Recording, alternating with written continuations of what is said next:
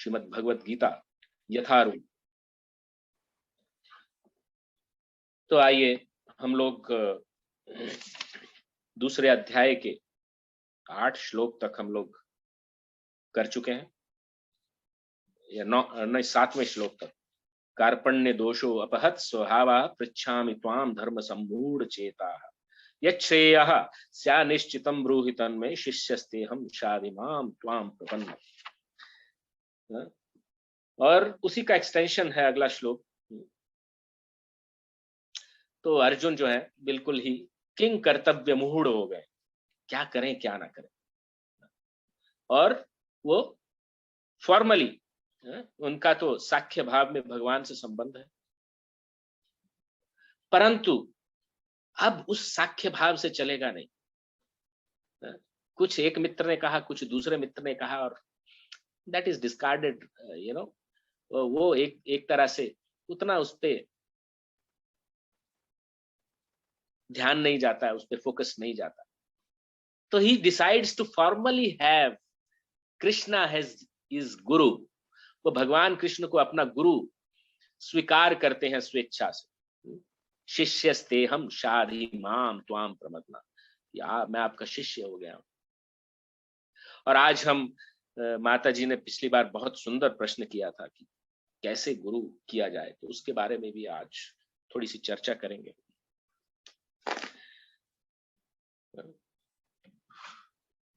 तो आज का श्लोक पढ़ते हैं।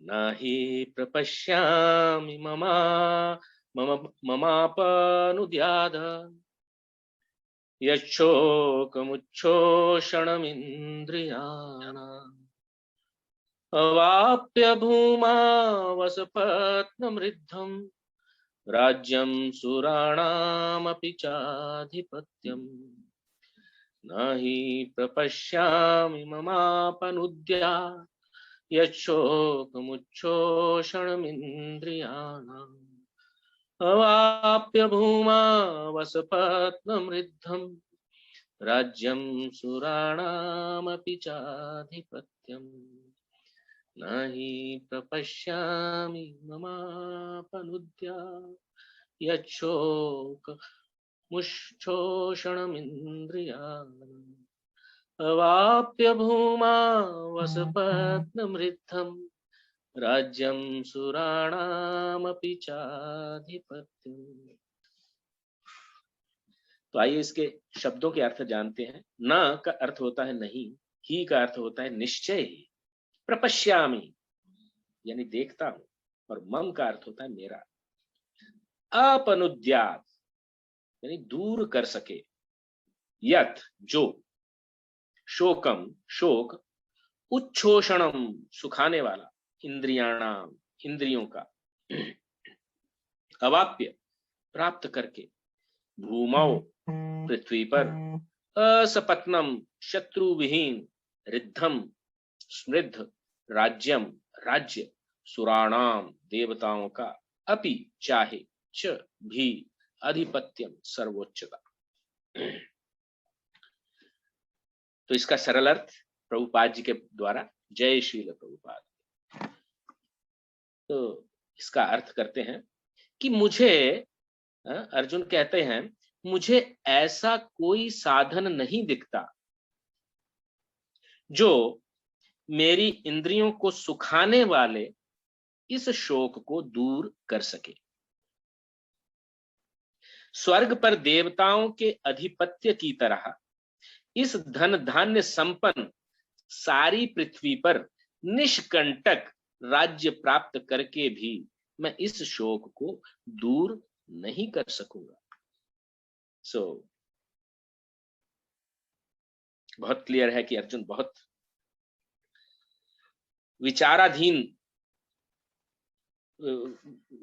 उनका मन है, बहुत उन्होंने द्वंद्व में रह करके और उसके पश्चात निर्णय लिया कि अब तो मैं युद्ध नहीं कर पाऊंगा, और इस तरह से वो भगवान कृष्ण की शरण में जाते हैं।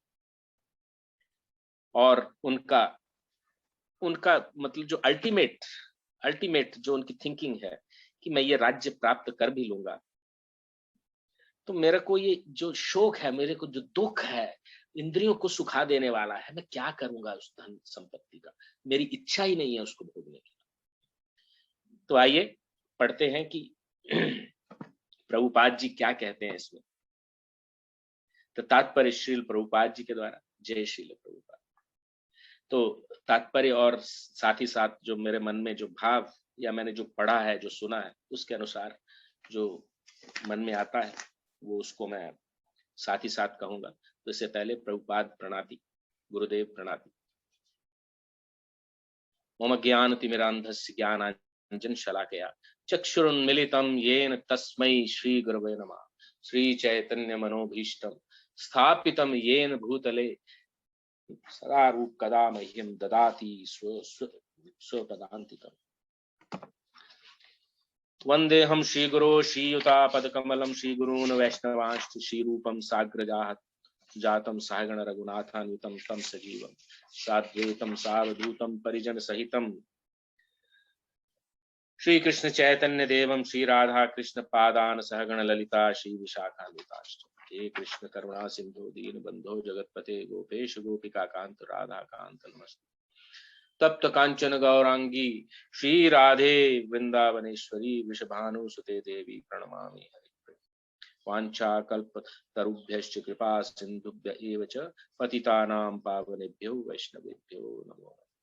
श्री कृष्ण चैतन्य प्रभो नित्यानंद श्री अद्वैत गदाधार श्रीवासादि गौर भक्तवृंद। हरे कृष्णा कृष्ण कृष्ण हरे हरे, हरे राम राम राम हरे हरे। हरे कृष्णा। तो एक लाइन मैंने गलत बोल दिया था प्रभुपाद प्रणाति मंत्र में, स्वयं रूप कदा मह्यम ददाति सो पदान्तिकम्। स्वयं रूप कदा मह्यम।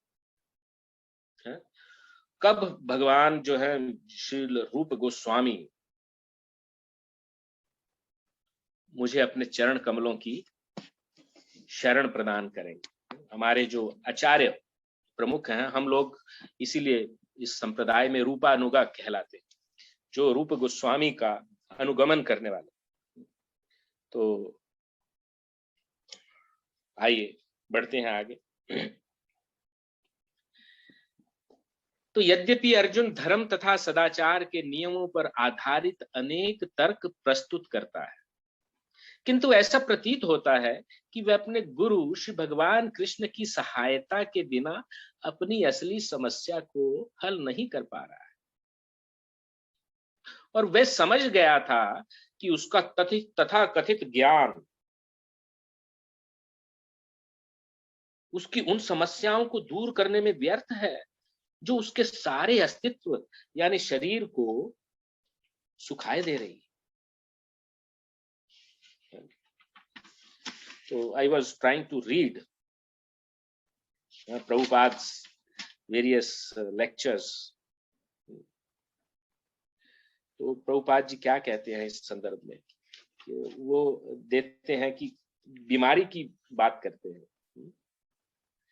कहते हैं कि जब कोई व्यक्ति बीमार हो जाता है और वो फिजिशियन के पास जाता है, जो डॉक्टर के पास जाता है और कहता है क्या करूं सर, मैं बताइए मैं क्या करूं, मैं इस बीमारी से जूझ रहा हूं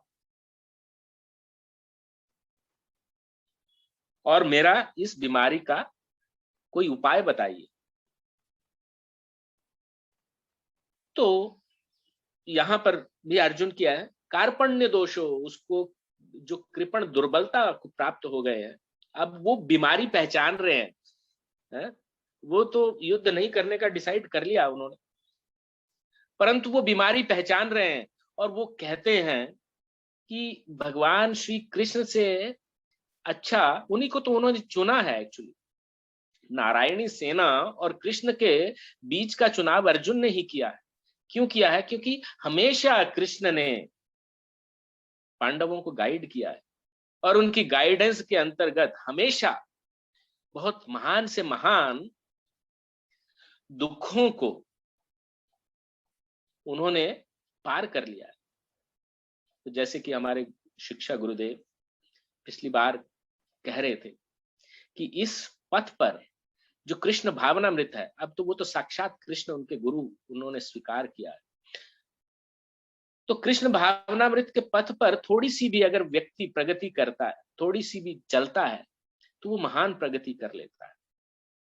आगे जाकर के इसी अध्याय में हम देखेंगे कि भगवान कहते ना इह अभिक्रम नासस्तो प्रत्यवायो न विद्यते स्वल्पम अपि यस्य धर्मस्य त्रायते महतो भयात्। स्वल्पम अपि यस्य धर्मस्य, इस धार्मिक आचरण का थोड़ा सा भी पालन कर लेने से त्रायते महतो भयात्, महान से महान भय से छुटकारा मिल जाए। और ये भय हमें देहात्म बुद्धि के कारण ही है। देहात्म बुद्धि के कारण। मैं एक अपने वरिष्ठ वैष्णव उनको सुन रहा था, तो वो बता रहे थे how to, he was giving lecture how to overcome loneliness, अकेलापन को किस तरह से दूर करने। तो इस कोरोना के काल में तो ये बहुत सामने बात आ गई कि व्यक्ति मौत के मुख में चले जा रहे हैं, बहुत सारे व्यक्ति सडनली अब सब भयभीत हैं। और वो इसी बात पर बोलते सही लोनलीनेस तो तभी है जब पति पत्नी है, एक बहुत 30-40 साल से रह रहे हैं साथ में, एक दूसरे की सपोर्ट करते हैं, और सडनली उनमें से एक व्यक्ति मृत्यु के मुख में चला जाता है। तो उसके बाद क्या होता है? जो भौतिकतावादी है उनकी क्या हालत होती है, और जो अध्यात्मवादी है उनकी क्या हालत होती है, जो सही से इस चीज को जानते हैं, वो तो निश्चित तौर पे इसमें कोई दो राय नहीं है। जब दोनों में से एक मृत्यु के मुख में जाएगा तो ये इसमें बहुत दुख होगा। लेकिन जो कृष्ण भावनामृत में है उनके पास अंडरस्टैंडिंग है, thorough philosophical understanding. No doubt the partner has helped, partner ने हेल्प किया है, परंतु उनके पास एक बहुत सॉलिड फिलोसॉफिकल बैकग्राउंड है। तो कृष्ण भावनामृत कोई फैनेटिसिज्म नहीं है। फैनेटिसिज्म का मतलब होता है कि आप किसी चीज का आचरण करते हैं बिना किसी फिलोसॉफिकल अंडरस्टैंडिंग के, बिना किसी रीजनिंग के। That is called fanaticism.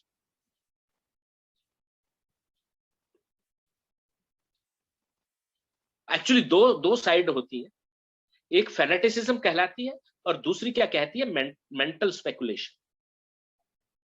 यानी आप किसी थ्योरी पर विचार करते जा रहे हैं लेकिन उसका प्रैक्टिकल इंप्लीकेशन नहीं, उसको आप प्रैक्टिस नहीं कर सकते, ऐसी फिलॉसफी। और मोस्टली क्या हो जाता है, भारतवर्ष के अंदर लोग सभी वो फिलॉसफी को पढ़ते समझना चाहते हैं लेकिन आचरण नहीं करते, तो मेंटल स्पेकुलेशन प्लेटफॉर्म पे हो जाती है। और फेनेटिसिज्म क्या है? Yes, go and kill without any reason. नीचे में किसी ने बता दिया go and kill, but without thoroughly understanding why we should kill. देखिए भगवत गीता के अंदर भी अर्जुन तो युद्ध करने जा रहा है, कई लोगों की वो मौत का कारण बनेगा, कई लोगों को मृत्यु के घाट उतार देगा, परंतु वो इतना विश्लेषण करना लेना चाहता है चारों तरफ से कि वो कहीं गलत एक्शन तो नहीं लेने जा रहा। So this is not fanaticism. This is thorough Krishna consciousness.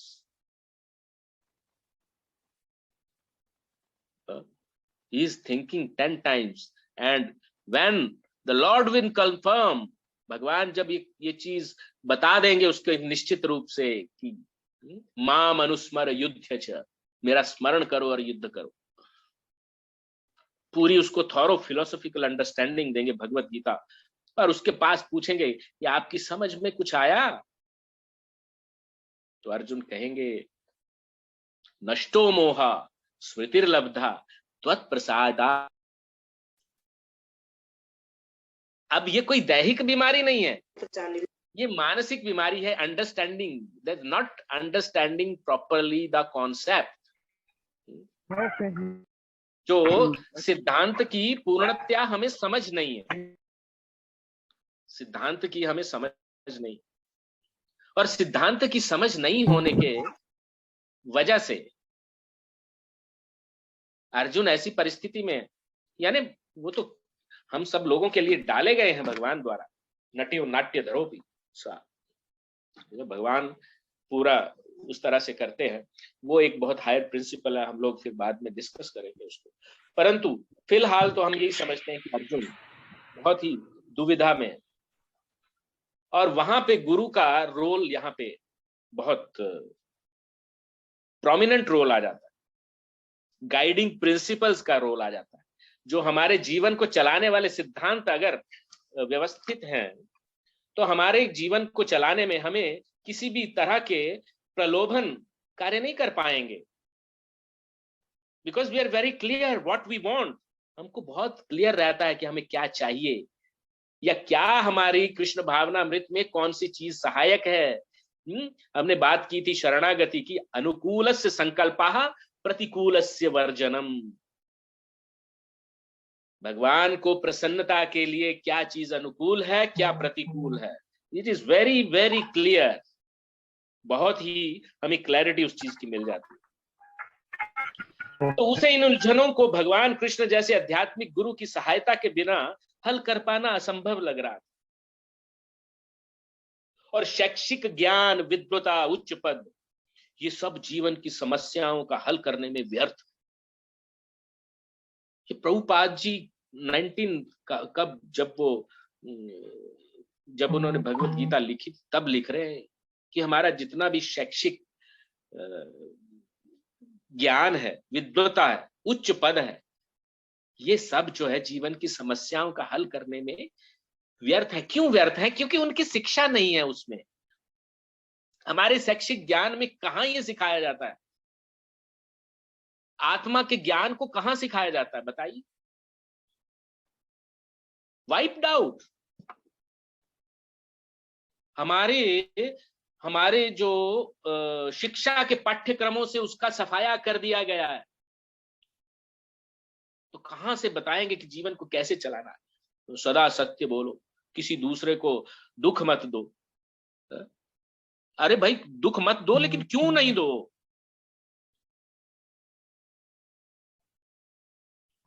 तो ये सारी चीजों को बताया नहीं जाता। So all these moral principles are not being taught to us. ये सभी जो सिद्धांतों को पूर्ण रूप से हमें बताया नहीं जा रहा।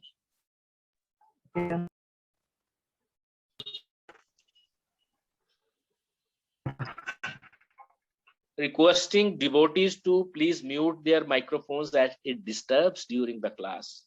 उसको डिस्टर्बेंस होता है, काइंडली आप म्यूट रखें। Thank you.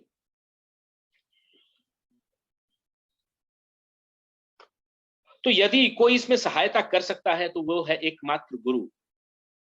अतः निष्कर्ष ये निकला कि गुरु जो 100% कृष्ण भावना भावित होता है वही एकमात्र प्रमाणिक गुरु है। पिछली दफे माता जी प्रश्न पूछ रही थी, उसका उत्तर यहाँ पे प्रभुपाद जी दे रहे हैं। क्या निष्कर्ष निकला कि जो गुरु जो 100% कृष्ण भावना भावित होता है वही एकमात्र प्रामाणिक गुरु है, बोनाफाइड स्पिरिचुअल मास्टर। अब वो गुरु किसको किया जाए? हाँ, हमारे गुरुदेव हैं, बिहार से हैं, बिहार और यूपी के बॉर्डर में उनका जन्म स्थान वहां से है। तो वो कहते हैं पानी पीजिए छान कर और गुरु कीजिए जानकर। तो ये गुरु को एक्सेप्ट करना या उसका शिष्यत्व स्वीकार करना, ये कोई बहुत ही it is not a very simple you go and एक मास गैदरिंग है और उसमें बोले ओ सबको शिक्षा दीक्षा दे दिया, अब ये देखिए सभी शिष्य बन गए। It's not like that.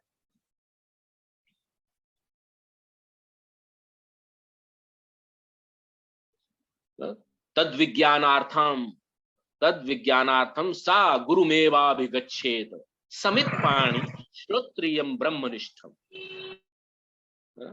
उपनिषदों में ऐसी व्याख्या की गई है कि वो जो आध्यात्मिक ज्ञान, तद विज्ञानार्थम, आध्यात्मिक विज्ञान की प्राप्ति करने के लिए गुरु की शरण में जाना चाहिए। कैसे जाना चाहिए? समित पाणी। समित पाणी का मतलब, पाणी का अर्थ होता है हाथ, और समित का मतलब जो संविधा होती है यज्ञ करने के लिए। तो गुरु क्या है? एक ब्राह्मण या आध्यात्मिक गुरु की स्थिति में है, वो यज्ञ करता है। तो यज्ञ करने के लिए बहुत सारी चीजों की, द्रव्य की जरूरत पड़ती है, और उसमें सबसे सिंपल कार्य क्या है? समिधा गुरु को ला करके देना। एक्चुअली समित पाणी का अर्थ होता है very humbly you should go and approach and with a service attitude you are going to serve him. बस समित पाणी का अर्थ होता है कि बहुत ही विनम्रता पूर्वक, सेवा भाव से आपको गुरु को अप्रोच करना है कि I want to serve you, I want to please you. और गुरु कैसा होना चाहिए? श्रोत्रियम ब्रह्मनिष्ठम। श्रोत्रियम,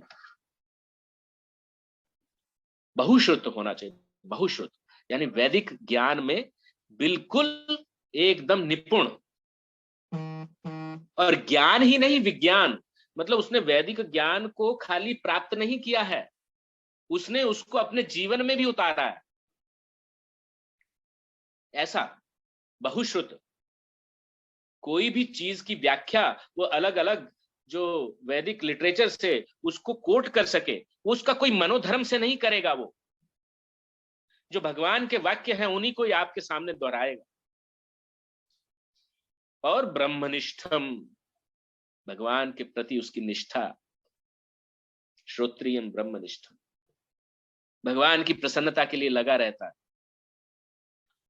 तो गुरु और शिष्य परंपरा में, शिष्य का जैसे मैंने पिछली बार बताया था शस्त्र धातु से आता है, और शस्त्र धातु का मतलब होता है कि रूलिंग, यानी रूलिंग उसका अर्थ होता है कि अधीन, किसी के अधीन आदेश प्राप्त करना। शस्त्र भी उससे आता है, बाय फोर्स रूलिंग कर लो, और शिष्य भी वहीं से आता है। नहीं, आप एक्सेप्ट करते हैं, volunteer acceptance of getting ruled under the instructions of someone, कि आप ये वॉलंटरली एक्सेप्ट करते हैं कि मैं आपके अधीन रहकर आपके वचनों का अनुपालन करूंगा। ये शिष्यत्व है। तो ऐसे कोई, ये it is not a kind of fanatically you go and become a शिष्य, नो।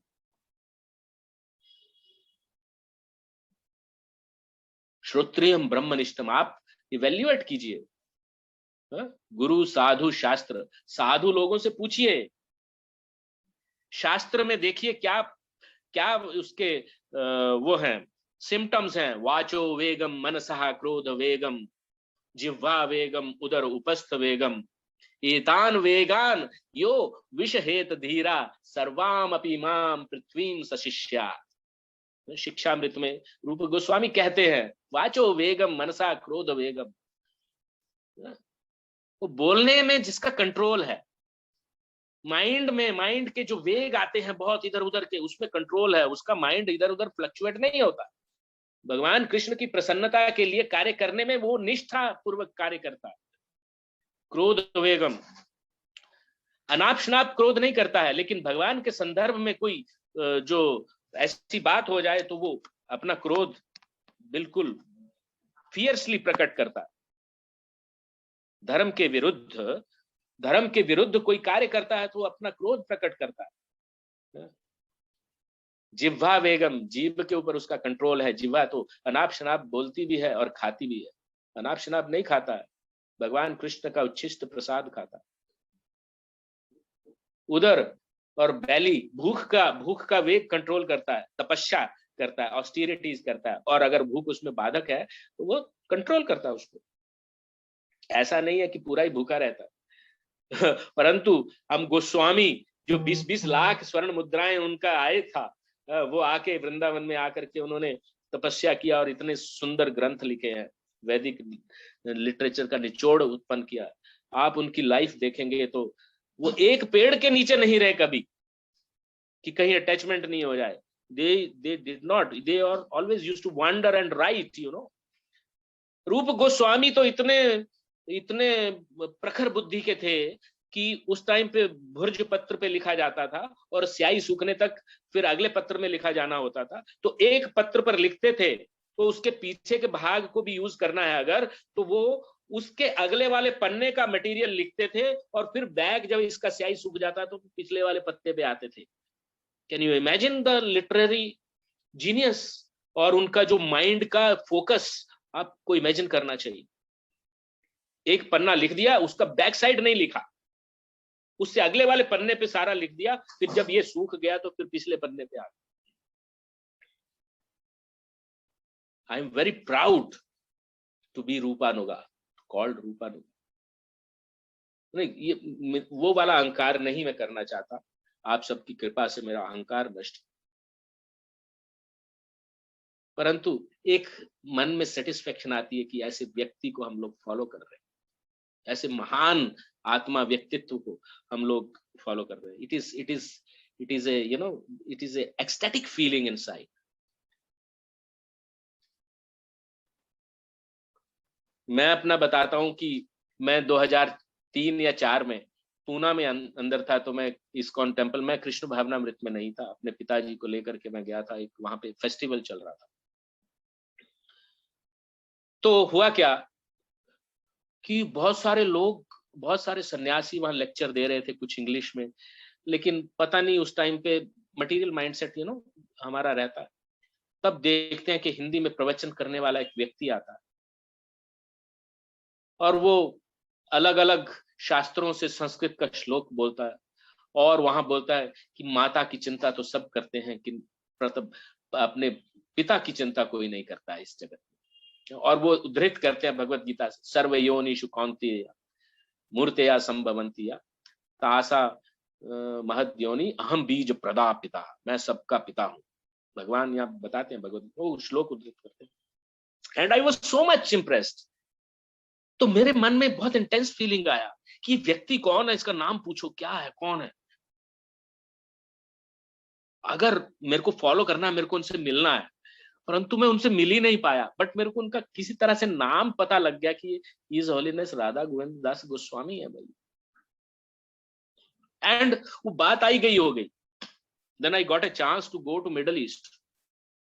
आप बिलीव नहीं करेंगे, पर मैं धीरे धीरे, मेरे को एक आईआईटी बॉम्बे के कोई भक्त थे, वो इनवाइट करते थे अपने घर में, और मतलब कि ऐसा भक्ति वृक्ष प्रोग्राम अटेंड कर रहे थे और धीरे धीरे निष्ठा होती जा रही थी।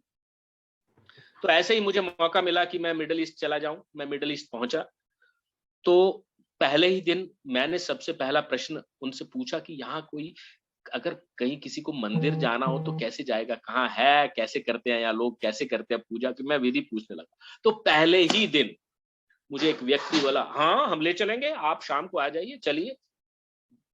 सो मैं गया तो वहां देखा एक डिवोटी बिजनेसमैन, उनके घर में पूरा एक hall, big hall, may be by 20 meters by may be 25 meters by may be 15 meters, इतना बड़ा हॉल, उसमें पूरा भगवान का ऑल्टर लगा हुआ है और इट इज ए, वहां पे बहुत सुगंधित अगरबत्ती जल रही है और सब।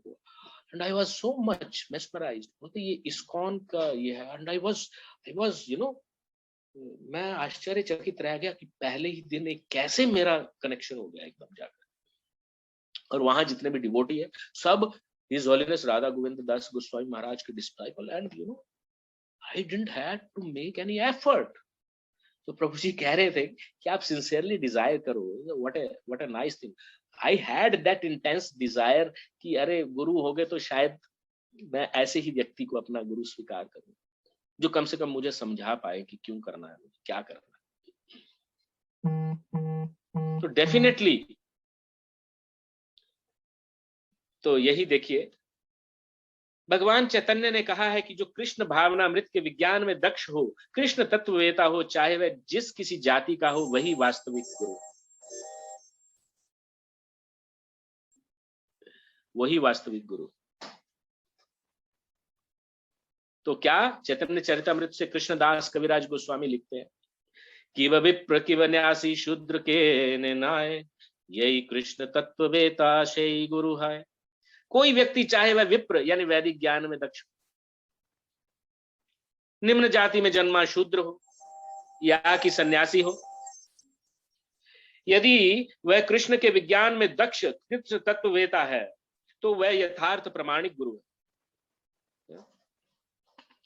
तो चैतन्य चरितमृत से ये कोट कर रहे हैं। अतः कृष्ण तत्ववेता हुए बिना कोई भी प्रामाणिक गुरु नहीं हो सकता।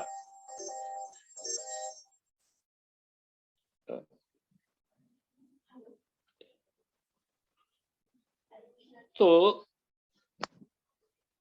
बात यह है, कृष्ण तत्ववेता ये बहुत महत्वपूर्ण है। पहले कृष्ण को जानिए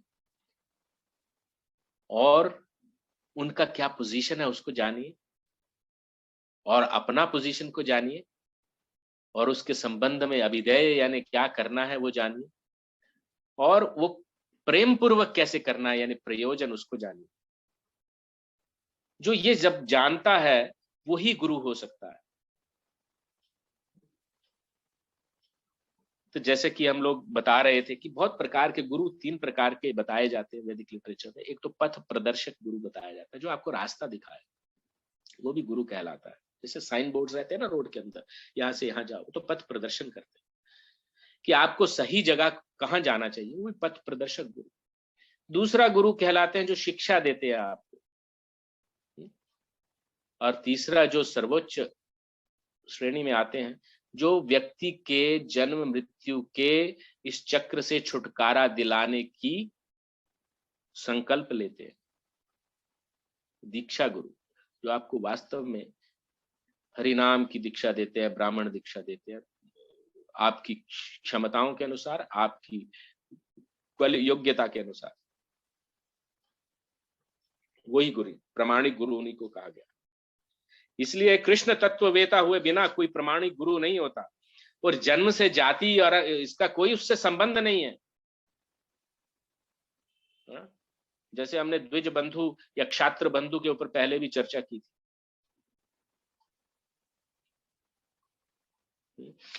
आगे भी जैसे, और ये चीज आप कहेंगे कि चैतन्य चरितमृत तो अभी रिसेंटली किसी ने लिख दिया है, लेकिन किस बेस पे लिखा? षटकर्म निपुणो विप्रो मंत्र तंत्र विशारदः वैष्णवो गुरुर्न स्याद् वैष्णवः स्वपचो गुरु। पद्म पुराण से ये उद्धृत किया गया है कि विद्वान ब्राह्मण भले ही वह संपूर्ण वैदिक ज्ञान में पारंगत क्यों ना हो, और यदि वह वैष्णव नहीं है या कृष्ण भावनामृत में दक्ष नहीं है, तो गुरु बनने का पात्र नहीं है। किंतु शूद्र कहा गया है, स्वपचो यानी even is a dog eater. शूद्र यदि वह वैष्णव या कृष्ण भक्त है तो गुरु बन सकता है। ये बहुत गूढ़ श्लोक है, इसको समझने के लिए बहुत व्याख्या, एक अलग सेशन की जरूरत है, परंतु ये समझ लेना चाहिए कि हमारी जो एक्सटर्नल मटेरियल क्वालिफिकेशंस, हमारा जो बाह्य तौर पे जो भौतिक क्षमताएं हैं, या भौतिक हमारा शिक्षा है, या भौतिक पद है, या भौतिक ज्ञान है, वो हमें मतलब कि उससे गुरु का कोई लेना देना नहीं है। यही कृष्ण तत्ववेता जो आध्यात्मिक ज्ञान में बढ़ा चढ़ा हुआ है। गुरु बनने के लिए कोई ऐसा नहीं है कि हाईली पीएचडी हो, हालांकि आजकल जो पीएचडी है बहुत सारे लोग हमारी संस्था में हैं, और लोग उस चीज को वैल्यू देते हैं, किसी भी प्रकार से कनेक्ट हो, चलो कोई बात नहीं, उस चीज को वैल्यू देते हैं, तो वो एक अलग बात है। लेकिन मुख्य बात है जो अपने जीवन में उस चीज का आचरण करता है, वो गुरु के पद पर आ सकता है। और ये गुरु शिष्य का जो, it is not a simple business,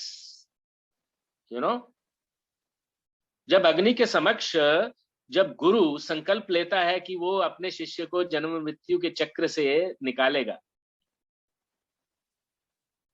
It's not a simple business.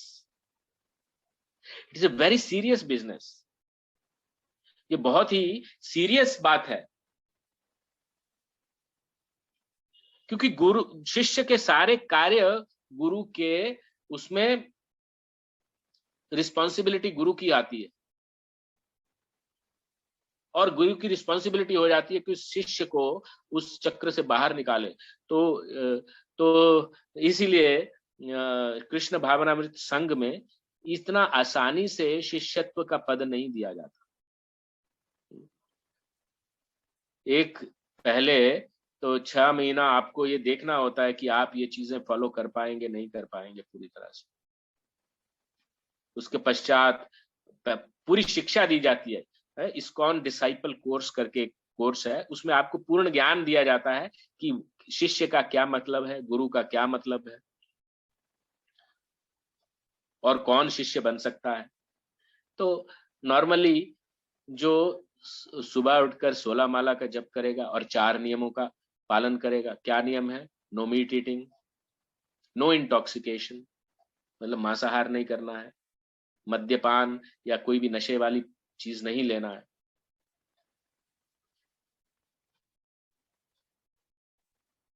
No gambling, जुआ का नहीं खेलना है, एंड नो इलिसिट सेक्स, यानी जो धर्म के पर आधारित संबंध हैं उनके सिवाय इधर उधर संबंध नहीं बनाने, और 16 माला का निरंतर जप करना है, कृष्ण प्रसाद लेना है। तो और गुरु के आदेशों के अनुसार आपको अपना जीवन चलाना है। लेकिन इस स्थिति पर आते आते पूर्ण ज्ञान दिया जाता है, और फिर आपका टेस्ट भी लिया है, रिटन टेस्ट होता है। यू विल बी सरप्राइज्ड कि रिटन टेस्ट होता है, उसमें आप उत्तीर्ण होना चाहिए, है ना। तो इतना आसानी से और आपको भी आसानी से शिष्यत्व प्राप्त नहीं करना चाहिए। उसको देखिए, आपका गुरु से कनेक्शन हो रहा है, आप उनके साथ वैसा संबंध रख सकते हैं, उनके आदेशों का पालन कर सकते हैं।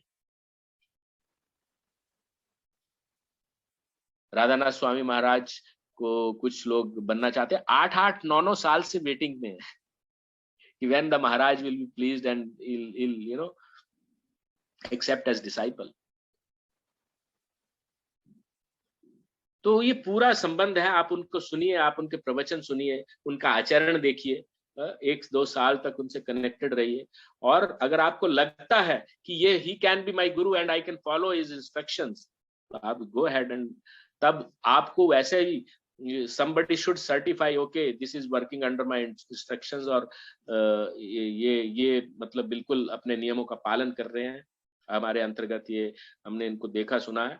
he will give the certification, जो एस्टेब्लिश उनका कोई शिष्य है वो ऐसा देंगे, और फिर वो रिकमेंडेशन जाएगी, और it is up to Guru to accept that or not.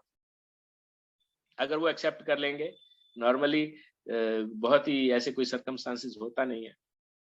कोई गुरु है वो शिष्यत्व ग्रहण ही नहीं करते, लेते ही नहीं है।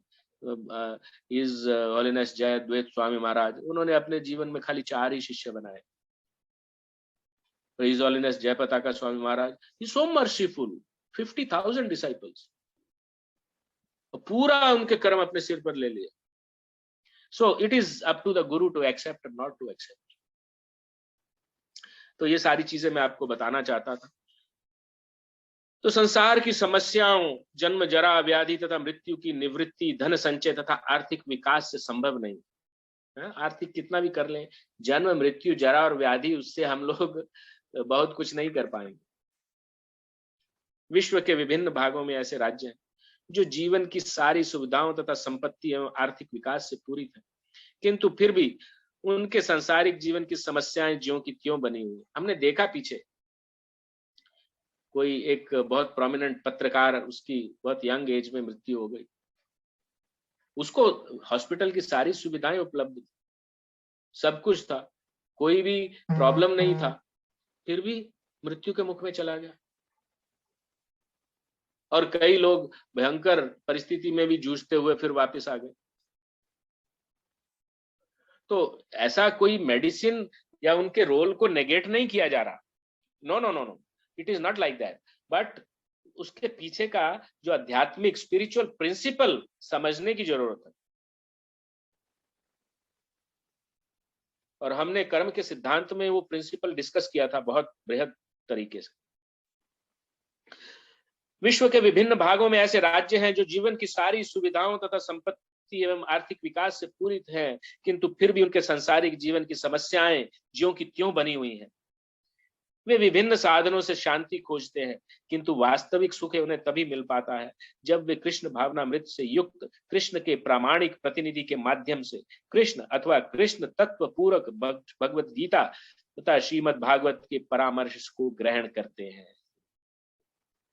आप सब तो कनेक्टेड है 2 साल से, साल भर से तो कनेक्टेड ही है मेरे ख्याल से। तो आप सब ये जानते हैं कि ये सारी अच्छी अच्छी चीजें बताते हैं। मैं तो किसी और का एग्जाम्पल नहीं दे सकता हूं, मैं अपना ही एग्जाम्पल दे सकता हूं कि मैंने अपने जीवन में ये देखा है कि मेरी परिस्थिति, एक भौतिक परिस्थिति कैसी थी और कैसे मतलब कि वो धीरे धीरे चेंज होती गई। I was a gross materialist,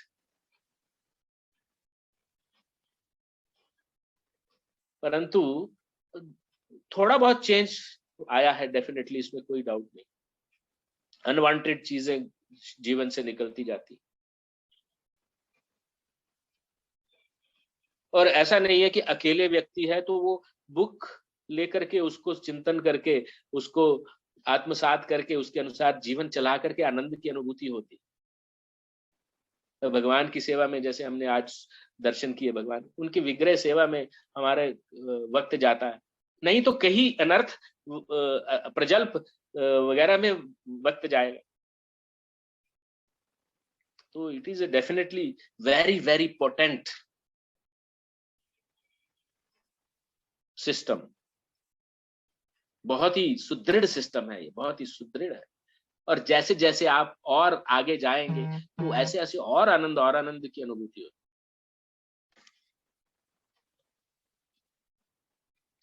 यदि आर्थिक विकास तथा भौतिक सुख किसी के पारिवारिक, सामाजिक, राष्ट्रीय या अंतर्राष्ट्रीय अव्यवस्था से उत्पन्न हुए शोकों को दूर कर पाते तो अर्जुन ये ना कहता कि पृथ्वी का अप्रतिम राज्य या स्वर्गलोक में देवताओं की सर्वोच्चता भी उसके शोकों को दूर नहीं कर सकती। क्यों अर्जुन ऐसा कहता? कि इंद्रियों को सुखा दे रहा है। मैं ये कल्पना करता हूं कि इन सबको मार भी दूंगा तो मैं इतना दुखी हो जाऊंगा कि मैंने अपने पितामह की, अपने गुरु की हत्या कर दी, और मैं अगर मेरे पास ये पूरा धन संपत्ति, सोना, राज्य, ये सब सुख सुविधा आ भी जाएगा, परंतु मेरे मन की, इंद्रियों के इस शोक को ये दूर नहीं कर पाए। अगर ऐसी चीज होती तो अर्जुन ये क्यों कहता? इसलिए उसने कृष्ण भावनामृत का ही आश्रय ग्रहण किया, और यही शांति तथा समरसता का उचित मार्ग है। It is a peace and harmony, is the correct path for peace and harmony.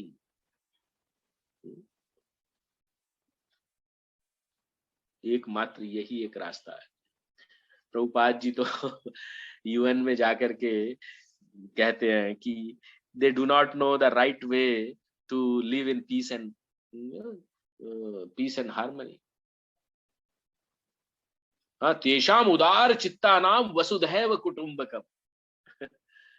हमारे शास्त्रिक इंजंक्शन है ये, उदार चित्त लोगों के लिए वसुधैव कुटुंबकम है, क्योंकि वो शरीर के लेवल पे देखता ही नहीं है, वो आत्मा के लेवल पे देखता है। ऐसे उदार चित्त, ब्रॉड माइंडेड पीपल जो, उनके लिए पूरी पृथ्वी ही कुटुंब के समान है।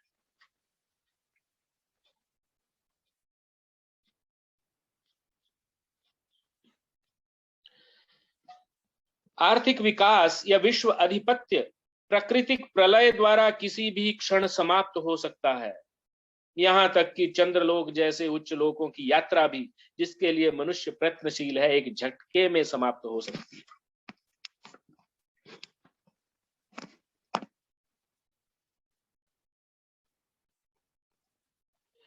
भगवत गीता इसकी पुष्टि करती है। क्षीणे पुण्य मर्त्यलोका विशंति। स्वर्ग में कोई व्यक्ति चला जाता है तो भोग भूमि है, वहां पे तो आप खाली सुख भोगने के लिए व्यक्ति जाता है। आत्मा जो है भोगने के लिए ही वहां पे जाती है। देवताओं सा शरीर मिलता है और सारी सुखोपभोग की वहां पे सुविधा है, परंतु कब तक? जब तक आपके पुण्य है वहां पे भोगने।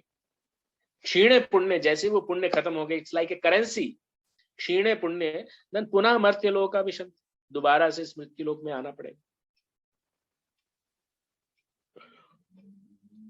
है ना। जब पुण्य कर्मों के फल समाप्त हो जाते हैं तो मनुष्य सुख के शिखर से जीवन के निम्नतम स्तर पर गिर जाता है, और इस तरह से विश्व के अनेक राजनीतिज्ञों का पतन हुआ है, और ऐसा अधा पतन शोक का कारण बनता है। When a person grows old, howsoever high position is holding, but if it is अगर वो आध्यात्मिक तौर से सुदृढ़ नहीं है तो वो दुखी होकर अपना जीवन व्यतीत करेगा।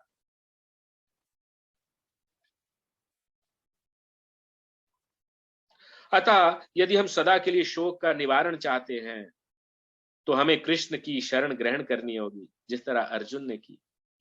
अर्जुन ने कृष्ण से प्रार्थना की कि वे उसकी समस्या का निश्चित समाधान कर दे, है ना। उन्होंने उनको गुरु रूप में स्वीकार किया, अर्जुन ने कृष्ण को, और यही कृष्ण भावनामृत की विधि है। तो आज की शिक्षा है कि हम इन जीवन की समस्याओं का, अब हम ये जो जीवन की जो एब्सोल्यूट प्रॉब्लम है, जन्म मृत्यु जरा व्याधि दुख दोषानुदर्शनम, ये चार जो समस्याएं हैं,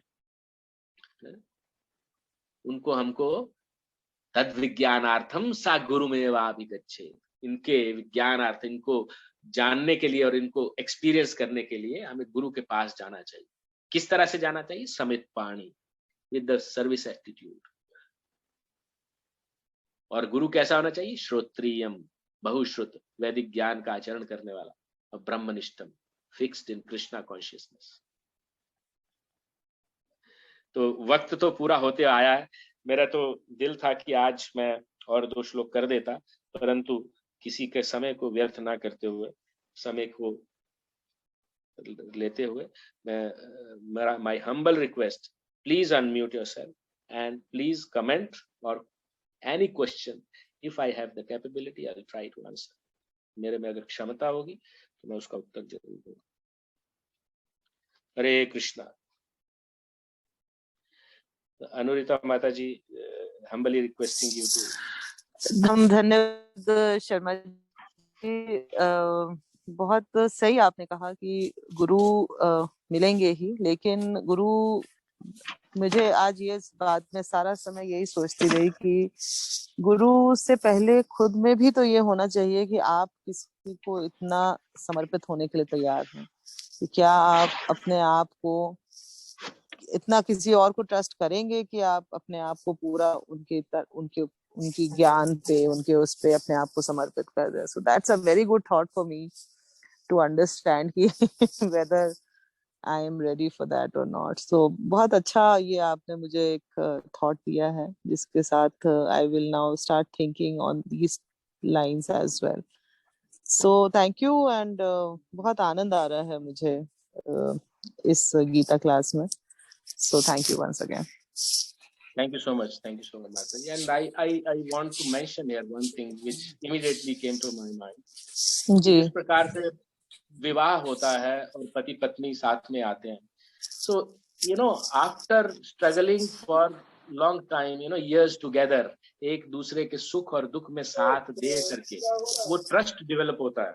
तब physical attraction is another thing, but एक सुख और दुख में, अप्स एंड डाउन में साथ रह करके किस तरह से एक दूसरे का साथ देते हैं, then they become trustworthy to each other. Actually गुरु शिष्य का रिलेशन भी मतलब कि उस तरह से उसको थोड़ा सा एनालॉजी वाइज कंपेयर कर सकते हैं कि वो ट्रस्ट जो है वो साथ में एक बार उनको सुनिए, काफी टाइम से सुने, उनके जो जीवन के ऊपर में थोड़ा सा देखिए, लोगों से पूछें और किस तरह का उनका आचरण है, उनका क्या स्टैंडिंग है, तो उसके पश्चात ही ये डिसीजन लेना चाहिए कि हम गुरु को स्वीकार। जी जी जी, thank you so much, thank you. So requesting